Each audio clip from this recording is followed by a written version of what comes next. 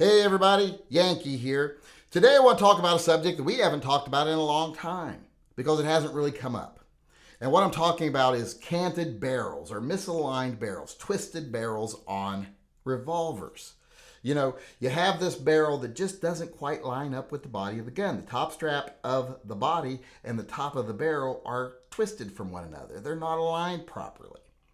Now, this was a really big problem with Smith & Wesson revolvers and to a lesser extent Ruger several years ago, but it seems to have kind of gone away somewhat these days, but I've had people asking me about it recently. Now, back in the day, I had one gun, a 629 carry comp, that was really bad. And I pestered Smith & Wesson about it till they said, send your gun in, we'll replace it. The only problem was they weren't going to replace it with a 629 carry comp because that wasn't made anymore. They were going to replace it with something else. And I said, screw that, I'll fix it myself. And I was going to link those videos here to this video so you could go look and see what I did to that gun to fix it.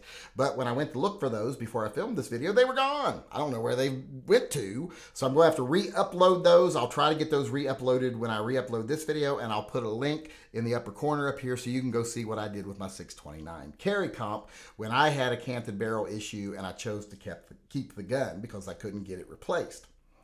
With that being said, recently, like I said, I got some questions about the canted barrels again. I don't know if it's becoming a problem or if it's just something people are thinking about again, but I've gotten a couple of emails and I got someone in the live chat ask me about it the other night.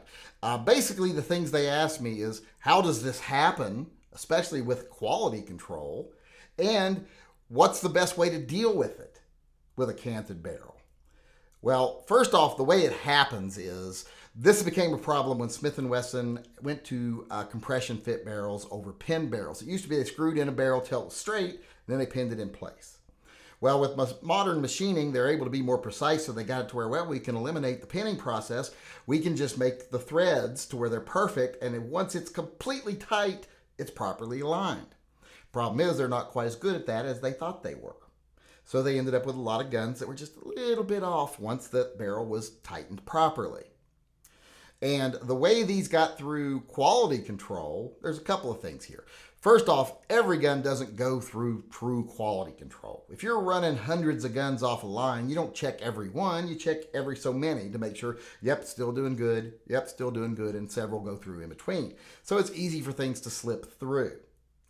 But I don't think that's what happened with the canted barrels. I think what happened with the canted barrels is Smith & Wesson looked at them and said, hey, this is being a problem with our manufacturing process right now. But it's very slight and most people won't even notice it. So send it out and we probably, 80 out of 100 of them, no one will even notice, if not more. And the ones that do get noticed, we'll deal with or replace. But we don't want to just toss all these guns. Let's see how many of them can stay out there after they're sold. So I think it was just them being willing to take the risk, and I don't like that because that's risking their reputation, but they didn't seem to care at the time. Because like I said, a lot of the canted barrel guns went out. I had a couple of them myself. I did videos on how to fix them. Like I said, I'll try to link that in the upper corner of this video once I get it re-uploaded for some reason. Now, as far as how to avoid them or what to do if you get one, the best thing you can do is not get one. And the best way to not get one is don't buy guns you don't inspect first.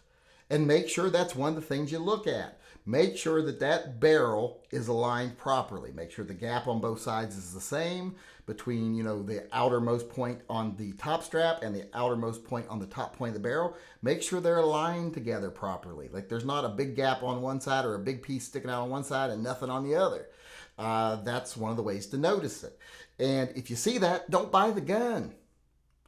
Now, if you buy a gun offline, which I don't usually recommend because I say the best way to avoid problems is to inspect each gun yourself before you buy it. If you buy it offline, if it's an older Smith & Wesson revolver, if it's from like 10 years ago or something especially, make sure they send you pictures of the top of the gun so you can see if it's aligned. Make them take a close-up right there where the barrel and the body come together so you can see.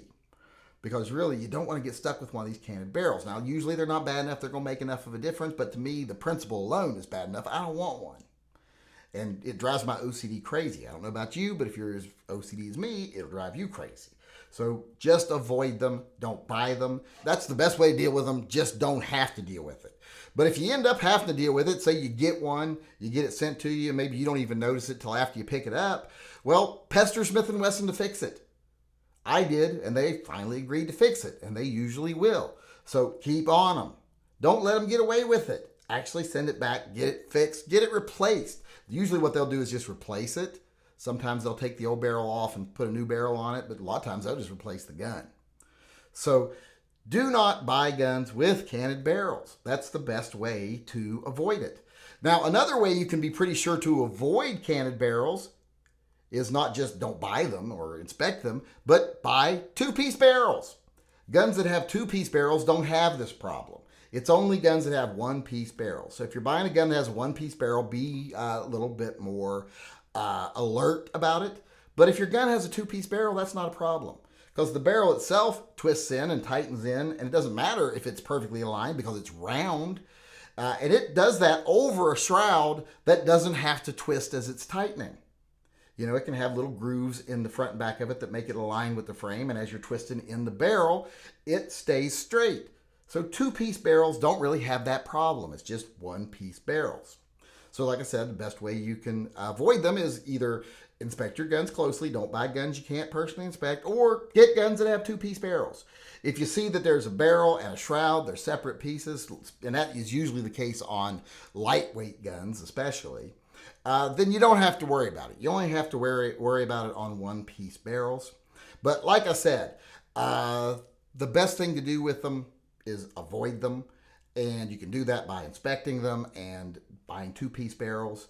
And as far as how it happens, like I said, sometimes guns just slip through quality control, and sometimes manufacturers like Smith & Wesson did, they just take a gamble that it's bad, but it's not bad enough that you're going to notice, so most of them will get to stay out there in the wild, and they'll get to keep the money.